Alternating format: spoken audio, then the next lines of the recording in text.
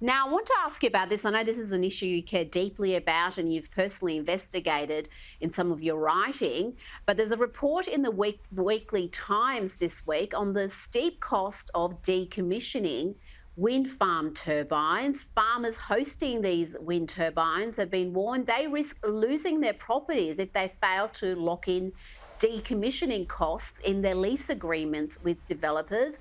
Law firm McCulloch and Robertson estimates the cost of decommissioning a single turbine is $400,000 to $600,000. And Nick, this appears to be something else the Green Dream proponents have failed to consider. This is widespread throughout the industry, Rita, and I've heard these complaints from people in Queensland and New South Wales that they've had a look at the contract and they said, no, we're not doing that. Look, I mean, there's something deeply wrong here. If you wanted to dig a coal mine or anything of that nature, you would have to stump up a lot of money which would go in a trust account and would be there ready to rehabilitate the mine after you'd finished digging it up. Now, with wind turbines, solar panels, there's none of that. The developers are not expected to put that money up at all. There's usually limited or no plan at all for rehabilitation, and yet we know that these turbines would last probably at best 20 years if you're really lucky, probably more like 15. And the hundreds of tons of concrete that go into the base of these things, all that cannot be used again. It has to be left, and if they want to put another turbine up, they have to do it all over again. The amount of waste, the amount of disturbance to the ground is massive, and this just is not being taken into account. And the new thing that's happening now in the United States, you've probably seen, is that wind turbine blades are crumbling. They're falling apart because they're now so big. You know, a wind turbine now, a modern 7 megawatt wind turbine is probably higher than the Eiffel Tower by the time you go to the top of the blade to the bottom of the ground, and that is putting enormous tension on the blade. So they've become literally unsustainable, I think, as a means of producing electricity, and this has to collapse. At some point, people will wake up and say, nah, this is silly. It's not a sensible way to produce electricity. We're talking about not just a couple of dozen of these things.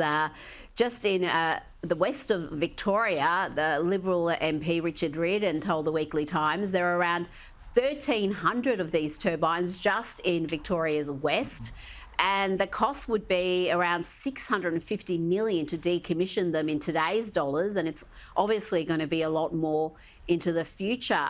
Now, let's talk about solar panel manufacturing. SunDrive Solar, which manufactures panels and is backed by the likes of former Prime Minister Malcolm Turnbull and billionaire Mike Cannon-Brookes.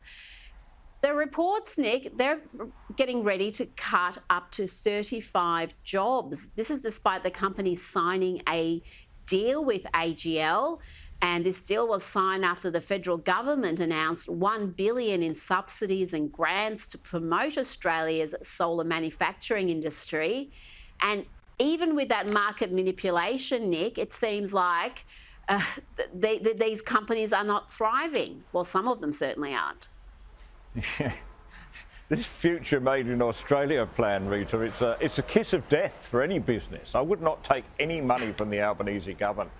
I mean, look what's happened to the solar panels. They took $1 billion from the government. This is a company backed by people as important and smart as Malcolm Turnbull, apparently, but it's now not doing as well as it thought. It's not going to be able to manufacture solar panels, as Chris Bowen said. And then, of course, there was Twiggy Forrest and his great green hydrogen dreams, in which the government sunk billions of dollars. Now, Twiggy Forrest has admitted that that's not going to work either. So if you want a successful business, avoid taking money from the Albanese government, because that is the mark of a loser, really. Well, there are people who are benefiting from this taxpayer largesse. I'm not sure who they are, but all that money is lining someone's pockets along the way. And talking about enormous amounts of money, former Qantas CEO Alan Joyce, he's going to have his 2023 pay reduced by $9.3 million due to the airline's commitment to implementing all the recommendations from its governance review. So he was set to receive this massive package at $23.6 million. That's been cut to just a measly $14.9 million, Nick. I don't know how he's going to cope with that.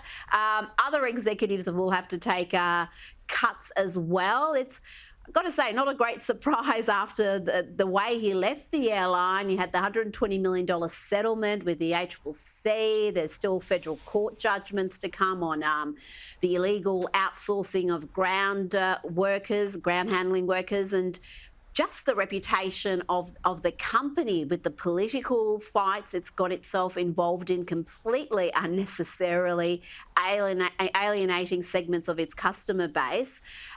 Is this a fair enough decision, or does Joyce have grounds to be upset? He has no grounds to be upset whatsoever, Rita, but the people who do are the hard-working Qantas passengers who save up to pay for some outrageous fare to go and see their grandkids or their relatives in Melbourne from Sydney or the other way around. You know, I mean, this is crazy. This doesn't pass the pub test. I'm sorry. You know, to have your wages slashed from 23 million to 14 million for 1 year. I'm sorry. Most people would say, no, what about the other 14 million? You know, this is just ridiculous when people are scraping together to try and afford, you know, to find that extra couple of $100 to be able to pay off the mortgage in full, that, you know, their mortgage repayment that month, you know, the school uniforms, you know, the whole lot, you know. It's so far removed from the world of ordinary people that it's just really damaging, I think, for the Qantas brand and any suggestion that they're there for all Australians. They're not. You know, they're providing a sinecure, a lot of money for a few executives, and the customer service, as you know, in Qantas is questionable at best. I'm flying back Japan Airlines, by the way. Oh, so yes, I've only flown them once, but they were very good. Have a great flight. Albania, I'll have to ask you about Very Albania, good. one part of the world I've never been to. Now, let's talk about the Greens. They're demanding the Albanese government sanction what they call the extremist Netanyahu government in Israel, planning to put a motion to the Senate as early as Monday. Greens leader Adam Bandt said if Labor wants to change the debate, they should change their position, starting with sanctioning the extremist Netanyahu government, recognising Palestine and ending the two-way military trade with Israel. Nick, among the left, it's undeniable to say there is anger at Labor for not sanctioning Israel, not recognising Palestine. The Greens must see opportunity and votes in the course of action they're taking. Well, they do, and apparently they're out campaigning in you know, heavily Muslim-populated seats around Sydney and Melbourne in the hope of winning those votes. I doubt they'll be very successful, though. I mean, it may be that there may be some people in those Muslim communities, not all of them, by the way, who support the Palestinian cause and wish them all the best in sanctioning Israel. That's not all Muslims, mind you, but it is some of them.